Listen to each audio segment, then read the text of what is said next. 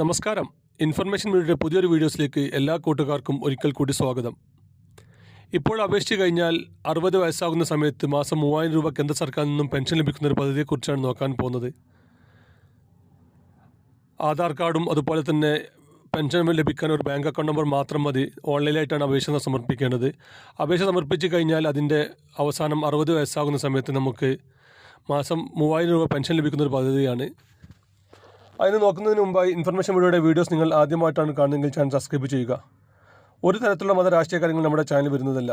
ഗവൺമെൻറ്റിന് ലഭിക്കേണ്ട സേവനങ്ങൾ, ആനുകൂല്യങ്ങൾ, അറിയിപ്പുകൾ എന്നിവയെക്കുറിച്ച് മാത്രമായിരിക്കും വീഡിയോസ് വരുന്നത്. ശ്രദ്ധിക്കുക, ഗവൺമെൻറ് സേവനങ്ങളിൽ എപ്പോൾ വേണമെങ്കിലും പുതിയ മാറ്റങ്ങൾ വരാം. അതുകൊണ്ട് തന്നെ ഏറ്റവും പുതിയ അറിയിപ്പുകൾ ലഭിക്കാൻ തൊട്ടടുത്തുള്ള ബെല്ലൈക്കൻ കൂടി ക്ലിക്ക് ചെയ്യുക. 18 വയസ്സ് മുതൽ 40 വയസ്സ് വരെയുള്ള ആളുകൾക്കാണ് അപേക്ഷിക്കാൻ സാധിക്കുക. സർക്കാർ സേവനങ്ങൾ ജോലി ചെയ്യാത്ത ആളുകൾ, അതുപോലെ തന്നെ അർദ്ധ സർക്കാർ സേവനങ്ങൾ ജോലി ചെയ്യാത്ത ആളുകൾ, മുഴുവൻ ആളുകൾക്കും ഈ ഒരു പദ്ധതിയിൽ അപേക്ഷിക്കാം.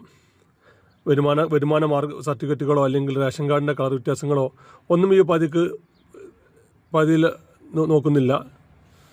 എല്ലാ ആളുകൾക്കും, അസംഘടിത മേഖലയിൽ ജോലി ചെയ്യുന്ന മുഴുവൻ ആളുകൾക്കും ഈ പദ്ധതിയിൽ അപേക്ഷിക്കാം. അപേക്ഷിക്കുന്ന സമയത്ത് 18 വയസ്സ് മുതൽ 40 വയസ്സ് വരെയുള്ള ആളുകൾക്കാണ് അപേക്ഷ സമർപ്പിക്കാൻ കഴിയുക.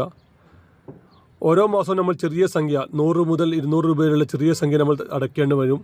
നമ്മൾ അടയ്ക്കുന്ന തുകയ്ക്ക് ആനുപാതികമായി തന്നെ സർക്കാരും ഇതിലേക്ക് പണം അടക്കും. അതിനുശേഷം 60 വയസ്സാകുമ്പോൾ നമുക്ക് 3000 രൂപ പെൻഷൻ ലഭിക്കുന്ന ഒരു പദ്ധതിയാണ്. 18 വയസ്സുള്ള ആളുകളാണെങ്കിൽ വെറും 100 രൂപ മാത്രമാണ് മാസത്തിൽ അതിലേക്ക് അപേക്ഷ സമർപ്പിക്കേണ്ടത്. 100 രൂപ മാത്രം നമ്മൾ പ്രതിമാസം അടക്കുക. അതുപോലെ തന്നെ നമ്മൾ അടക്കുമ്പോൾ 100 രൂപ അടക്കുന്ന സമയത്ത് തന്നെ കേന്ദ്ര സർക്കാരും ഇതിലേക്ക് 100 രൂപ അടക്കും. അതുപോലെ തന്നെ 40 വയസ്സുള്ള ആളുകളാണെങ്കിൽ 200 രൂപയാണ് ഇതിലേക്ക് അടക്കേണ്ടത്.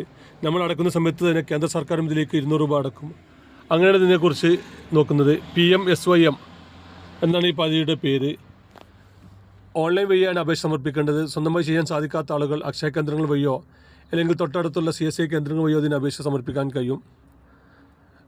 ഇഷ്രം കാർഡുള്ള മുഴുവൻ ആളുകൾക്കും ഇതിലേക്ക് അപേക്ഷ സമർപ്പിക്കാൻ സാധിക്കുന്നുണ്ട്.